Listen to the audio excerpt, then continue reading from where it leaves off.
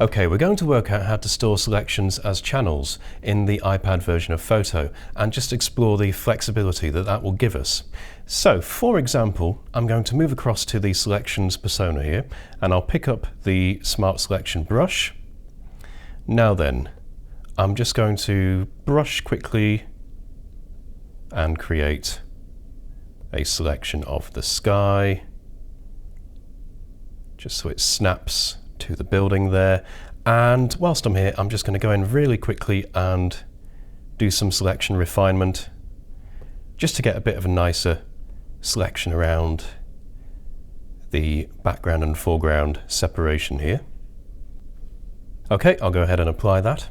Now then, if I move across to the Channels Studio, we'll notice at the bottom here we've got a pixel selection channel, and that's the current active selection. You can even see from the thumbnail there.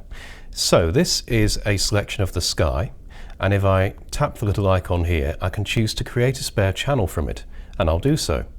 Then with the spare channel here, I'll tap the icon next to that and choose Rename. So let's just call this Sky. Okay, so we've got a selection of the sky. Let's do the same for the foreground. Now, an easy way to invert your current selection is to two-finger tap anywhere on the canvas. You get some options here, one of which is Invert Selection. There we go. So then, we've got our pixel selection again. We can tap the icon next to it, create spare channel, and once again, I'll rename this spare channel to Foreground. Okay, now just to demonstrate how to use these, I'm going to two-finger tap again and deselect.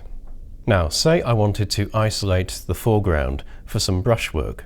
All I do is, we've got the foreground spare channel here, I just tap the icon next to that and choose Load to Pixel Selection. So there we go, that's really handy. It means we can basically store as many selections of areas in the document as we want and then jump between them for editing. Now, I'll switch back over to the photo persona and I'll pick up the sponge brush. So I need to set a couple of options here.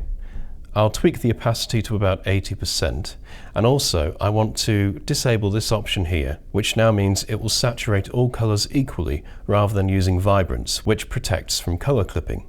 So then, admittedly, I have no idea how this will look at the moment, so I'm going to test and put a brush stroke on. Wow, that's way too powerful. Okay, so I'll just undo that, and we clearly need a much lower opacity. Perhaps even less than, say, 10%.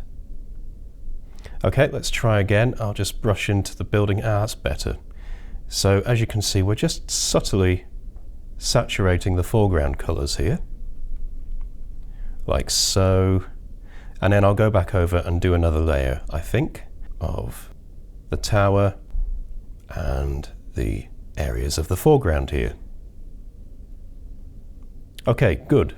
So I'm going to clear this selection by two-finger tapping again and choosing Deselect.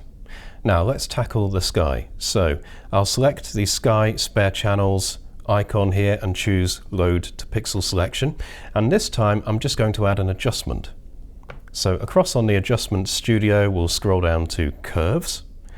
And when we add the Curves adjustment, if we have a selection active, that will then mask the adjustment to that selected area. So just to confirm this, if I move across to the Channels Studio, we can see here we've got the Curves Adjustment Alpha, and sure enough, it has exactly the same thumbnail as our Sky Spare Channel and also our current active selection.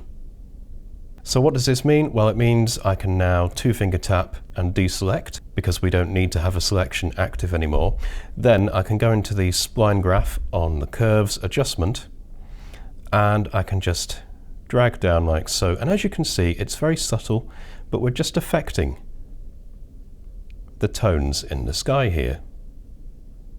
So it just allows me to deepen the blues in the sky.